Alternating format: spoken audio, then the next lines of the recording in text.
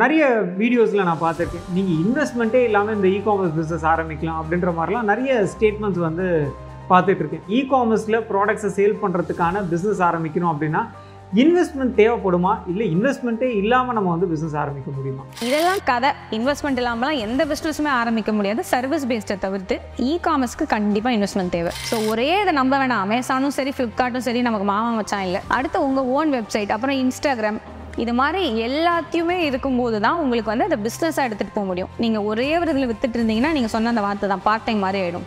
இப்போ அந்த ரெகுலராகவே வந்து பிக் பில்லியன் டே, டீல்ஸ் டே, இந்த மாதிரியான டீல்ஸ் டேயில் நம்ம வாங்கும்பொழுது யாருக்கு இதில் லாபம் அதிகம்? இது வந்து எல்லா ப்ராடக்ட்ஸ்க்கும் லாபம்லாம் சொல்ல முடியாது. சில சமயங்களில் கஸ்டமருக்கு லாபம் சில இடத்துல, அண்ட் பல இடத்துல வந்து கஸ்டமர் ஏமாற வாய்ப்பு தான் அதிகமாக இருக்குது.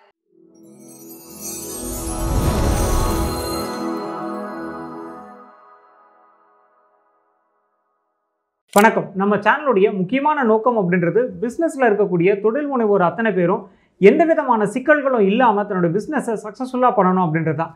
அந்த எண்ணம் ஈடேறும் வகையில் நிறைய தொழில் முனைவோரை சந்தித்து அவங்களோட எக்ஸ்பீரியன்ஸை உங்களுக்கு கொண்டு வந்து சேர்த்துட்ருக்கோம். அந்த தகவல்கள் அத்தனையுமே உங்களுடைய பிஸ்னஸை நீங்கள் அடுத்த நிலைக்கு கொண்டு போகிறதுக்கு உபயோகரமாக இருக்கும் அப்படின்னு சொல்லி நம்புகிறோம்.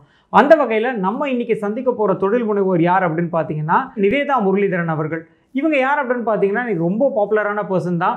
இன்ஸ்டாகிராமில் அவங்களோட வீடியோ பார்க்காத ஆட்களே இருக்க மாட்டாங்க. இவங்க நியூ ஜென் மேக்ஸ் அப்படின்ற நிறுவனத்தை நடத்திட்டு இருக்காங்க. இ-காமர்ஸில் நீங்கள் உங்களோட பிஸ்னஸை சக்ஸஸ்ஃபுல்லாக பண்ணணும் அப்படின்னா இவங்களோட ட்ரைனிங்ஸ் அட்டென்ட் பண்ணாலே போகிறோம். கட்டாயம் நீங்கள் அடுத்தடுத்த நிலைக்கு கொண்டு போகலாம். வணக்கம் மேடம். வணக்கம் மேடம். பொதுவாகவே வந்து பார்த்தீங்கன்னா பிஸ்னஸில் வந்து ஒரு புதுசாக பிஸ்னஸ் ஆரம்பிக்கணும் அப்படின்னு நினைக்கிறவங்களுக்கு பெரிய தடையாக இருக்கிறது என்னென்னா, பிஸ்னஸ் இப்போ ஆரம்பிக்கலாமா, அப்புறம் ஆரம்பிக்கலாமா, இது கரெக்டான டைமா அப்படின்லாம் யோசிச்சுட்டு இருப்பாங்க.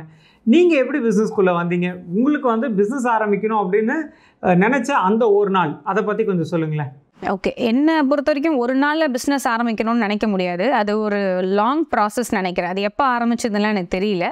பட் அடி மனசில் பிஸ்னஸ் ஆரம்பிக்கணும்னு மட்டும் இருந்தது. ஆனால் என்ன செய்யணும்னு தெரியாமல் இருந்தேன். ஒரு பாயிண்ட் ஆஃப் டைமில் சரி ஏதோ ஒன்று ஆரம்பிச்சு ஆகணும்ல, அது ஏன் இப்போயே ஆரம்பிக்கக்கூடாதுன்னு சொல்லி காலேஜ்லேயே வந்து ஸ்டார்ட் பண்ண ஒரு விஷயந்தான். ஸோ காலேஜ் படிக்கும்போது பிஸ்னஸ் பண்ணோன்னா என்கிட்ட இப்போ எதுவுமே இல்லை, நான் செய்கிற கைவினை பொருளை தவிர்த்து. சரி இதே சும்மா பிஸ்னஸாக ஆரம்பிப்போமே, வந்தால் பார்க்கலாம் அப்படின்னு சொல்லி ரொம்ப விளையாட்டாகவும் ரொம்ப அசால்ட்டாகவும் ஆரம்பிச்சது தான் அந்த என்டையர் பிஸ்னஸே. நீங்கள் நிறைய உங்களோட ட்ரைனிங்ஸ் நான் பார்த்துருக்கேன். இ-காமர்ஸ் பற்றி நிறைய பேசியிருக்கீங்க. நீங்கள் இப்போ ஒரு 10-15 இயர்ஸ் முன்னாடி நீங்கள் பிஸ்னஸ் ஆரம்பிக்கும் போது என்ன ஃபீல்டில் ஆரம்பிச்சிங்க மேடம்? இதே இ-காமர்ஸ் தாங்களா, இல்லை வேறு என்ன ஃபீல்டில் நீங்கள் உங்களோட ஃபர்ஸ்ட் பிஸ்னஸ் இருந்துச்சு? ப்ராடக்ட் ரிலேட்டட் தான், ஜுவல்லரி ப்ராடக்ட்ஸ், கைவினை பொருட்கள். பட் ஃபஸ்ட்டு ஆன்லைனில் பண்ணல, ஆஃப்லைனில் ட்ரை பண்ணேன். தெரிஞ்சவங்களுக்கு ஷேர் பண்ணுறது, அதே மாதிரி இந்த ஸ்கூல்ஸில் தெரிஞ்சவங்க டீச்சர் சர்க்கிளில் இது பண்ணுறது. அப்போ தான் ஃபேஸ்புக் இருந்ததுனால ஓகே ஃபோட்டோ எடுத்து ஃபேஸ்புக்கில் ஒரு பேஜ் க்ரியேட் பண்ணேன். அதை தாண்டி பெருசாக எதுவும் பண்ணலை. அது ஃபேஸ்புக் பேஜ் க்ரியேட் பண்ணால் இ-காமர்ஸ்னு சொல்ல முடியாது. அந்த பேஜில் லைக்ஸ்லாம் இல்லை. அப்போ தான் ஸ்லோவாக அந்த மார்க்கெட் ப்ளேஸ்லாம் ரோல் ஆகிட்டு இருந்தது. சரி என்னவோ எல்லோரும் ஆன்லைனில் வாங்குறாங்க, நம்மளும் அதை லிஸ்ட் பண்ணி பார்க்கலான்னு சொல்லி இது ஃபெயிலியர் ஆனதுனால, ஆஃப்லைன் ஃபெயிலியர் ஆனதுனால நான் அடுத்து ஆன்லைனுக்கு ட்ரை பண்ண ஆரம்பித்தேன். Good madam. ஒரு சின்ன டவுட் எனக்கு என்னென்னா, நிறைய வீடியோஸில் நான் பார்த்துருக்கேன், நீங்கள் இன்வெஸ்ட்மெண்ட்டே இல்லாமல் இந்த இ-காமர்ஸ் பிஸ்னஸ் ஆரம்பிக்கலாம் அப்படின்ற மாதிரிலாம் நிறைய ஸ்டேட்மெண்ட்ஸ் வந்து பார்த்துட்ருக்கேன். ஸோ ஒரு பிஸ்னஸ் ஆரம்பிக்கிறதுக்கு, அதுவும் ஸ்பெசிஃபிக்காக இந்த இ-காமர்ஸில் ப்ராடக்ட்ஸை சேல் பண்ணுறதுக்கான பிஸ்னஸ் ஆரம்பிக்கணும் அப்படின்னா இன்வெஸ்ட்மெண்ட் தேவைப்படுமா, இல்லை இன்வெஸ்ட்மெண்ட்டே இல்லாமல் நம்ம வந்து பிஸ்னஸ் ஆரம்பிக்க முடியுமா? இல்லை கண்டிப்பாக இன்வெஸ்ட்மெண்ட் கண்டிப்பாக தேவை. ஏன்னா இப்போ நான் ஸ்டார்ட் பண்ணும்போது 2000-3000 ஸ்டார்ட் பண்ணேன். அப்போ ஏன்னு பார்த்தீங்கன்னா டாக்குமெண்டேஷன்ஸ்லாம் இல்லாமல் கூட சில மார்க்கெட் பிளேஸில் அலோவ் பண்ணிருந்தாங்க. அப்போ ஜிஎஸ்டி கிடையாது. நான் ஆரம்பிக்கும் போது டின் அண்ட் வேட் அப்படின்னு சொல்லுவாங்க. ஸோ அது இருந்ததுனால நான் உள்ள ஈஸியாக வந்து பண்ணிட்டேன். ஆனால் இப்போலாம் பார்த்தீங்கன்னா ப்ராசஸ் ரொம்ப பெருசு, காம்படிஷன் ரொம்ப அதிகம். நீங்கள் ப்ராடக்ட்டை வாங்கணுன்னாலே காசு வேணும் தான். ஸோ இதெல்லாம் கதை. இன்வெஸ்ட்மெண்ட் இல்லாமலாம் எந்த பிஸ்னஸுமே ஆரம்பிக்க முடியாது. சர்வீஸ் பேஸ்டை தவிர்த்து இ-காமர்ஸ்க்கு கண்டிப்பாக இன்வெஸ்ட்மெண்ட் தேவை. ஓகே. இப்போது இந்த அமேசான், ஃப்ளிப்கார்ட் இதிலெல்லாம் நம்ம வந்து இ-காமர்ஸ் மூலிமா நம்ம வந்து சேல்ஸ் பண்ணுறோம் இல்லைங்களா? இதையே நம்ம ப்ரைமரி பிஸ்னஸாக வச்சுக்க முடியுங்களா, இல்லை இது ஒரு பார்ட் டைமாக தான் நம்ம பண்ணுறது பெட்டரா? உங்களோட சஜஷன் என்னங்க? இல்லை இது கண்டிப்பாக ப்ரைமரி பிஸ்னஸாக ஸ்டார்ட் பண்ணிடலாம், ஒன்றும் பிரச்சனை இல்லை. இப்போ நிறைய கான்ட்ரரி தாட்ஸ் இருக்குது. இப்போ சில பேருக்கு வந்து பார்த்தீங்கன்னா அமேசானில் விற்காத பொருள் ஃப்ளிப்கார்ட்டில் விற்கும். சில பேருக்கு அமேசான் ஃப்ளிப்கார்ட்லையுமே விற்காது, வெப்சைட்டில் நிறையா விற்கும் அந்த பொருள். இது வந்து ஒரு கேட்டகரியும் அவங்களோட ப்ராடக்ட்டோட யூனிக் செல்லிங் பாயிண்ட்டை பொறுத்து தான் இருக்குது. ஆனால் என்னை பொறுத்த வரைக்கும் இதெல்லாம் வந்து ஒரு தளம் தான். இப்போ நான் வந்து சென்னையில் ஒரு கடை வச்சுருக்கேன், கோயம்புத்தூரில் ஒரு கடை வச்சுருக்கனாலும் கடை தான், என்னோடய பிராண்டு தான். ஸோ ஒரே இதை நம்ப வேணாம். அமேசானும் சரி, ஃப்ளிப்கார்ட்டும் சரி நமக்கு மாமா மச்சான் இல்லை. ஸோ ஒன்றுத்தை நம்பாமல் multiple market place, Amazon, Flipkart, நீங்கள் துணி விற்கிறீங்களா, மிந்த்ரா, அஜியோ, அடுத்து உங்கள் ஓன் வெப்சைட், அப்புறம் இன்ஸ்டாகிராம், இது மாதிரி எல்லாத்தையுமே இருக்கும்போது தான் உங்களுக்கு வந்து அதை பிஸ்னஸாக எடுத்துகிட்டு போக முடியும். நீங்கள் ஒரே ஒரு இதில் வித்துட்டு இருந்தீங்கன்னா நீங்கள் சொன்ன அந்த வார்த்தை தான் பார்ட் டைம் மாதிரி ஆகிடும். ஸோ மார்க்கெட் ட்ரெண்டுக்கு ஏற்ற மாதிரி எங்கெங்கெல்லாம் இருக்க முடியுமோ எல்லா இடத்துலையும் நம்ம கரெக்டாக லாஜிக்கலாக அந்தந்த மார்க்கெட்டிங் யூஸ் பண்ணாலே அடுத்த லெவலில் போக முடியும். இது ஒரு ஃபுல் டைம் பிஸ்னஸாக மாற்றி நீங்கள் எம்ப்ளாயிஸ்க்கு வேலை கொடுக்க முடியும். ஓகே, இப்போது அந்த ரெகுலராகவே வந்து பிக் பில்லியன் டே, டீல்ஸ் டே அப்படின்லாம் அந்த அமேசான்லலாம் நிறைய, அமேசான், ஃப்ளிப்கார்ட் மாதிரியான இகாமர்ஸ் போர்ட்டல்ஸ்லாம் நிறைய டீல்ஸ் வந்து பார்த்துட்ருக்கோம். அந்த டைமில் நம்ம லாகின் பண்ணி பார்த்தோம்னா ரொம்ப இவ்வளோ % டிஸ்கவுண்ட், 50%, 60% அப்படின்ற மாதிரிலாம் டிஸ்கவுண்ட்ஸ் எல்லாம் வரும். ஸோ இது இந்த ஃப்ளிப்கார்ட், அமேசான் மாதிரியான இகாமர்ஸ் கம்பெனிக்கு லாபமா, இல்லை செல்லர்ஸ்க்கு லாபமா, இல்லை எங்களை மாதிரியான பையர்ஸ்க்கு லாபமா? இந்த மாதிரியான டீல்ஸ் டேல நம்ம வாங்கும்பொழுது யாருக்கு இதில் லாபம் அதிகம்? இது வந்து எல்லா ப்ராடக்ட்ஸ்க்கும் லாபம்லாம் சொல்ல முடியாது. சில சமயங்களில் கஸ்டமருக்கு லாபம் சில இடத்துல, அண்டு பல இடத்துல வந்து கஸ்டமர் ஏமாற வாய்ப்பு தான் அதிகமாக இருக்குது. நான் ஒரே பொருளை தான், இப்போ நான் தான் வந்து எம்ஆர்பியை முடிவு பண்ணுவேன், நான் தான் செல்லிங் ப்ரைஸும் முடிவு பண்ணுறேன்னு வச்சுக்கோமே. 1000 ரூபாய் எம்ஆர்பி 500 ரூபான்னு விற்கிறேன், 50%. நான் இதிலேயே கொஞ்சமாக குறைச்சி ஒரு 55% டிஸ்கவுண்ட் கொடுத்தேன்னா உங்களை பொறுத்த வரைக்கும் அது 55%, என்னை பொறுத்த வரைக்கும் எக்ஸ்ட்ரா ஒரு 5% டிஸ்கவுண்ட் கொடுக்குறேன், அவ்வளோதான். ஸோ இந்த டிஸ்கவுண்ட் எல்லாம் செல்லர்ஸ் தான் கொடுக்குறாங்க. கஸ்டமருக்கு வந்து அதை என்டையராக பார்க்கும்போது 55% ஆஃப் ஆன்னு நினைக்கிறீங்க. ஆனால் டீஃபால்ட்டாகவே எம்ஆர்பி நாங்கள் தான் செட் பண்ணுறோம், விற்கிற ப்ரைஸும் நாங்கள் தான் செட் பண்ணுறோம். அப்படி அல்காரிதம் ட்வீக் பண்ணி அப்படி தான் வைக்கிறோம். ஆனால் வந்து உண்மை என்னென்னா செல்லர்ஸ் எல்லாரும் டிஸ்கவுண்ட் கொடுப்போம் இந்த மாதிரி சேல் டைம் வரும்போது. ஏன்னா அதிக டர்ன் ஓவர் அதிகமாகும், அதனால் மார்ஜின் கம்மியாகலாம் அப்படின்னு சொல்லிட்டு. இன்னொன்று அமேசான், ஃப்ளிப்கார்ட்டில் அந்த பேங்க் ஆஃபர்ஸும் கூட ஆட் ஆகும், எஸ்பிஐ, ஐசிஐசிஐ ஏதாவது ஒன்று இருக்கும். ஸோ இதெல்லாம் கம்பைன் ஆகும்போது எனக்கு தெரிஞ்சு ஃபஸ்ட்டு பெனிஃபிட் வந்து கஸ்டமருக்கு தான். ஆனால் இதை 100% நம்ப வேணாம், எல்லா ப்ராடக்ட்டுமே குறைப்பாங்கன்னு அவசியம் இல்லை. நம்ம வந்து முன்னாடியே ஒரு கார்ட்டில் ஆட் பண்ணி வச்சுருந்தோம்னா நோட் பண்ணி வச்சுருக்கலாம். இல்லை இப்போ நிறைய சாஃப்ட்வேர்ஸ் இருக்குது, ப்ரைஸ் ரேஞ்ச் செக் பண்ணலாம். ஸோ இது எண்ட் ஆஃப் த டே கஸ்டமருக்கும் அமேசானுக்கும் தான் மேஜர் லாபம். செல்லருக்கு பார்த்தீங்கன்னா அவங்க தான் அவுட் ஆஃப் பாக்ஸாக போய் கொடுக்கணும், 5% நான் எக்ஸ்ட்ரா கொடுக்குறேன் அப்படின்னு சொல்லிட்டு. இது லாபம்னு சொல்ல முடியாது, ஆனால் அந்த ரெவன்யூ வந்து அப்படியே பல மடங்கு இன்க்ரீஸ் ஆகும். அவ்வளோ ரெவன்யூ, இப்போ நான் 1 lakh பண்ணிட்டு இருக்கேன், எனக்கு அதுக்கு பதிலாக 5 lakhs ஒரு நாள் சேல்ஸ் வருது, வரட்டும், எனக்கு கம்மி லாபம் இருந்தாலும் பரவாயில்லன்னு சொல்லி தெரிஞ்சு தான் ஆப்டின் பண்ணுறாங்க. ஸோ எல்லாருக்கும் ஒரு மியூச்சுவல் பெனிஃபிட் இருக்கிறதுனால தான் இது ரன் ஆகிட்டே இருக்குது. இப்போ நீங்கள் உங்களோட ஆர்கனைசேஷன் இருக்குது இல்லைங்களா?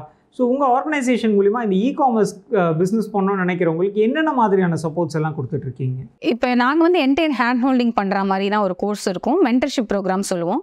ஸோ உள்ளே ஒன்றுமே தெரியாமல் வராங்கன்னா ஃபஸ்ட்டு என்ன ப்ராசஸ், இப்போ நான் சொன்னதான் ஜிஎஸ்டி எடுக்கணும் அப்படின்னா எப்படி எடுக்கணும், ஜிஎஸ்டின்னா என்ன, சரி ஜிஎஸ்டி எடுத்துகிட்டு அவ்வளோதானா, அதுக்கு ஒரு ஃபைலிங்னு ஒன்று இருக்குல்ல, அப்போ ஃபைலிங்னா என்ன, இது மாதிரி அவங்களுக்கு சொல்லித்தரதை தாண்டி அதுக்கு யாரை காண்டாக்ட் பண்ணணும். இப்போ ஃபோட்டோ ஷூட் எடுக்கணும்னு சொல்லிடுவோம், சரி ஃபோட்டோ ஷூட் எடுக்கணும்னா எப்படி எடுக்கணும், அதுக்கு டெக்னிக்கலாக சொன்னால் என்ன பிக்சல்ஸ் வேணும், ஒயிட் பேக்ரவுண்டில் இருக்கணுமா, அந்த மாதிரி எல்லாமே வந்து ஒரு கைடன்ஸ் மாதிரி இருக்கும், ஒரு ரெக்கார்டட் மாடல்ஸ் மாதிரி. அதுக்கு யாரை அப்ரோச் பண்ணணும் அப்படின்னு சொல்லி எங்கள் டீம் சைட்லேயும் கான்டாக்ட்ஸ் இருக்கும், இல்லை அவங்க வெளியில் போனனாலும் மாடியூல்ஸ் இருக்கும். ஸோ இதை அடுத்த ப்ராடக்ட் ரிசர்ச் முக்கியமான ஒரு விஷயம், என்ன மாதிரி ப்ராடக்ட்ஸ் ஃபஸ்ட்டு நீங்கள் செலக்ட் பண்ணலாம், இது செலக்ட் பண்ண சரியாக தப்பா, அதுக்கு என்ன டூல்ஸ் யூஸ் பண்ணலாம், அதுக்கு என்ன மந்த்ரா அப்படின்றத டீச் பண்ணுவோம். ஸோ இது வந்து நான் ஓவர் த இயர்ஸ் நானாக கற்றுக்கிட்ட ஒரு விஷயம். ஸோ அதை வந்து டீச் பண்ணி அடுத்து நீங்கள் மார்க்கெட்டிங் பண்ணணுன்னாலும் சும்மா போய் மார்க்கெட்டிங் பண்ண முடியாது, அதுக்கு வந்து இப்போ பிபிசி ஆட்ஸ்ன்னு சொல்லுவோம் அமேசானில். ஸோ அது எப்படி பண்ணலாம், அடுத்த நெக்ஸ்ட் லெவல் எப்படி எடுத்துகிட்டு போகலாம், என்ன ரூல்ஸ் அண்ட் ரெகுலேஷன்ஸ் ஃபாலோ பண்ணுன்றதை என்டையராக ஒருத்தர் ஒன்றுமே தெரியாமல் இருந்தால் அவங்க ஜிஎஸ்டி எடுக்க வச்சு ப்ராடக்ட் ரிசர்ச் பண்ண வச்சு சப்ளைஸ் கண்டுபிடிக்க வச்சு எஃபிஐ வேர்ஹவுஸ்ன்னு சொல்லுவோம், அமேசான் வேர்ஹவுஸ்க்கு அனுப்பி வச்சு அடுத்து எப்படி ஸ்கேல் பண்ணி இது நீங்கள் ஃபிசிக்கலாக இங்கே இந்தியாவில் இல்லைனா கூட இதை பண்ண முடியுமா அப்படின்ற லெவலுக்கு ஆட்டோமேஷன் வரைக்கும் சொல்லி கொடுத்து அதுக்கு கரஸ்பாண்டிங்காக ரிசோர்ஸஸும் டீம் பர்சன்ஸ் சப்போர்ட்ஸ் கொடுக்குறது தான் எங்களோட ஓவராலாக எங்களோட அகாடமியோட ஒர்க்கு. சூப்பருங்க. இப்போது பொதுவாக வந்து இவ்வளோ பேரியர்ஸ் இருக்குது, இவ்வளோ சேலஞ்சஸ் எல்லாமே இருக்குது. இப்போ உங்களோட கோர்ஸ் அப்படின்றது எந்த மாதிரியான ரேஞ்ச் ஆஃப் கோர்சஸ் உங்ககிட்ட இருக்குங்க? அதாவது பிகினர்ஸ்க்கான கோர்சஸ் மட்டும்தானா, இல்லை ஆல்ரெடி நான் வந்து ஓரளவுக்கு இந்த இகாமர்ஸில் நான் பார்ட்டிசிபேட் பண்ணிகிட்டு இருக்கேன், பட் என்னால் பெரிய லெவலில் சக்ஸஸ் ஆக முடியல அப்படின்னு சொல்கிறவங்களுக்கு அடுத்து ஸ்கேல் அப் பண்ணுறதுக்கான மாடியூல்ஸும் உங்ககிட்ட இருக்குங்களா? என்ன மாதிரியான ரேஞ்ச் ஆஃப் கோர்சஸ் ஆஃபர் பண்ணுறீங்க? நான் வந்து ஜஸ்ட் அமேசான் பற்றி மட்டும் தான் டீட்டெயிலாக ட்ரெயின் பண்ணுறது. நான் என்னோட ஏரியா ஆஃப் ஸ்பெஷலைசேஷன் அது மட்டும் தான். அது மட்டும் இல்லாமல் இப்போ நாங்கள் ஏஜென்சிலையும் அப்படி தான் ஒர்க் பண்ணுறோம். ஸோ இப்போ நம்ம நயன்தாரா டிவைன் ஃபுட்ஸோட பிராண்ட்ஸுக்கும் நம்ம தான் அமேசான் ஆட்ஸ் ரன் பண்ணிகிட்ருக்கோம். ஸோ கெலாக்ஸ் மாதிரி பிராண்ட்ஸுக்கும் நம்ம சப்போர்ட் பண்ணிகிட்ருக்கோம். ஸோ பெரிய பிராண்ட்ஸும் ஒர்க் பண்ணுறோம். என்னோட ஏரியா ஆஃப் ஸ்பெஷலைசேஷனே அமேசான் தான். ஏன்னா அதில் நிறைய மார்க்கெட் பிளேஸில் நிறைய நுணுக்கங்கள் இருக்குது. ஸோ அப்படி இருக்கும்போது நான் என்டையராக அமேசான் கோர்ஸ் மட்டும் தான் கொடுக்குறேன். அண்ட் இதில் பார்த்தீங்கன்னா A to Z எல்லாமே கவர் பண்ணியாச்சு. அதாவது இந்த ஒளிவு மறைவுலாம் கிடையாது. நீங்கள் புதுசாக அப்போ இங்கே ஆரம்பிங்க. ஸோ 3 பாகமாக பிரிச்சிருப்பேன். புதுசாக வரவங்களுக்கு, இன்டர்மீடியேட்டுக்கு ரொம்ப நான் எல்லாம் பண்ணிட்டேன், அடுத்த லெவலில் போனோம், ஆல்ரெடி ஒரு 5 லட்சம் பண்ணிகிட்ருக்கேன், நான் 1 கோடி ஆகணும் அப்படின்னா என்ன பண்ணணும். ஸோ இது மாதிரி மாடல்ஸாக பிரிச்சிருப்போம். அண்ட் என்னை பொறுத்த வரைக்கும் இந்த மென்டர்ஷிப்புன்றது கோர்ஸ் கிடையாது. நீங்கள் மாடியூலை பார்த்து பண்ணுறது வந்து யார் வேணால் பண்ணலாம். ஆனால் எங்களோட மென்டர்ஷிப்பில் முக்கியமான விஷயம் வந்து ஒரு ஹேண்ட் ஹோல்டிங். இப்போ நீங்கள் எந்த ஸ்டேஜில் வேணால் இருங்க, நான் என்ன மாடல்ஸ் வேணால் உங்களுக்கு கொடுக்கலாம், நீங்கள் எவ்வளோ பாட்காஸ்ட் வேணால் பார்க்கலாம். எக்ஸிக்யூட் பண்ணும்போது தான் பிரச்சனை வரும். எக்ஸிக்யூட் பண்ணும்போது எனக்கு டவுட் இருக்குதுன்னு ஒருத்தர் அதை பதில் சொல்ல ஒரு ஆள் இருந்தாலே உங்களுக்கு சந்தோஷமாக இருக்கும். அதுவே ஒரு பெரிய ரிலீஃப். ஸோ என்னோடய மாடல்ஸோட ஒரு பெரிய ப்ளஸ்ஸே அந்த சப்போர்ட் தான். நீங்கள் எந்த லெவலில் இருந்தாலும் வந்து கேள்வி கேளுங்களேன், அதுக்கு நான் ஹெல்ப் பண்ணுறேன். ஒரு பேசிக் கொஸ்டினாக கூட இருக்கலாம், எனக்கு பிரிண்டரில் இந்த எரர் அடிக்குதுன்னா கூட சம்மாவதி அதர் எங்களுக்கு ஒரு சொல்யூஷன் தெரியும். ஏன்னா அதை யதார்த்தமாக நாங்கள் ஃபேஸ் பண்ணியிருப்போம்.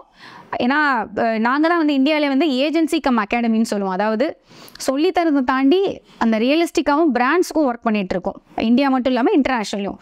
ஸோ எல்லா நுணுக்கங்களும் தெரிஞ்சதுனால ஈஸியாக எங்களால் ஹெல்ப் பண்ண முடியும். ஸோ மாடியூல்ஸை தாண்டி நீங்கள் எந்த ஒரு மென்டர்ஷிப் எடுக்கிறதுனாலுமே அந்த சப்போர்ட் சிஸ்டமை தான் நீங்கள் வந்து வேல்யூ பண்ணி ஆகணும். அங்கே தான் உங்களுக்கு கைடன்ஸே, உண்மையான கைடன்ஸே கிடைக்கும். சூப்பருங்க. இவ்வளோ நேரம் நம்ம நிறைய செல்லர்ஸ் பற்றி பார்த்தோம். அமேசானில் பையர்ஸ் வந்து நிறைய சேலஞ்சஸ் ஃபேஸ் பண்ணுறாங்க இல்லைங்களா? முக்கியமாக வந்து அமேசானில் விற்கக்கூடிய ப்ராடக்ட்ஸ் எல்லாமே வந்து ஒரிஜினல் ப்ராடக்ட்ஸா, இல்லை அதில் டூப்ளிகேட் ப்ராடக்ட்ஸும் வந்துருமா, அந்த மாதிரி நிறைய டவுட்ஸ் வந்து பையர்ஸுக்குமே இருக்கும். ஸோ அமேசானில் வாங்குறது எல்லாமே வந்து ஒரிஜினல் ப்ராடக்ட்ஸ் தானா? அதை எப்படி என்ஷூர் பண்ணுறது? ஒன்றும் இல்லை, ரிவ்யூஸ் தான். ரிவ்யூஸ் போய் பார்க்குறது தான் ஃபஸ்ட்டு பெஸ்ட் மெத்தடு. ஸோ ஒன்று வந்து ப்ராடக்ட் ரிவ்யூன்னு சொல்லுவோம். ப்ராடக்ட் கீழே ஒரு ரேட்டிங் இருக்கும். அப்புறம் சோல்டு பைன்னு சொல்லிட்டு சைடில் இருக்கும். உங்கள் ஆப்பில் இருந்தாலும் கீழே சோல்டு பைன்னு இருக்கும், அது ஒரு செல்லர் பேர் இருக்கும். அது உள்ளே போய் பார்த்தீங்கன்னா அவருக்கு ஒரு ஃபீட்பேக் இருக்கும். ஸோ இந்த 2 ஃபீட்பேக்கை வச்சு மட்டும் தான் நம்மளால் கணிக்க முடியும். அப்புறம் இன்னொரு பேசிக் செக், இது ரிட்டன் ஆகுமா ஆகாதான்னு பார்த்துக்கோங்க. சில சமயம் உங்களுக்கு டவுட் பட்டுது, ஆனால் ரிட்டன் பாலிசியே கிடையாது. சில ப்ராடக்ட்ஸ்க்கு ரிட்டன் பாலிசி இருக்காது. For example food products.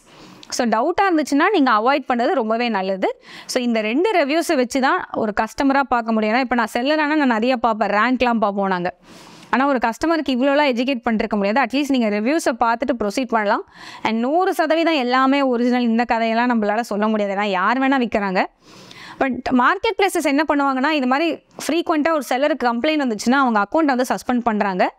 ஆனால் இது இன்னும் கண்டினியூ ஆகிட்டு தான் இருக்குது. ஏமாத்துறவங்க ஏமாற்றிட்டு தான் இருக்காங்க. இன்றைக்கி நிறைய விஷயங்கள் நீங்கள் நம்மளோட வியூவர்ஸ்க்கு நீங்கள் வந்து பகிர்ந்துட்டு இருந்தீங்க. சூப்பருங்க, ரொம்ப நன்றிங்க. நன்றி ஷாம். இன்றைக்கி திருமதி நிவேதா முரளிதரன் அவர்கள் இவங்க ஷேர் பண்ண அத்தனை தகவல்களும் உங்களுடைய பிஸ்னஸை நீங்கள் அடுத்தடுத்த நிலைகளுக்கு கொண்டு போகிறதுக்கு ரொம்ப உபயோகரமாக இருக்கும் அப்படின்னு சொல்லி நம்புகிறோம். இதே மாதிரி வேறு ஒரு தொழில் முனைவோரோட அடுத்த வாரம் உங்களை சந்திக்கிறேன். அதுவரை நான் அறிவழகன், பிஸ்னஸ் லாயர், ல இன்டெலிஜென்ஷியா பிரைவேட் லிமிடெட். நன்றி, வணக்கம்.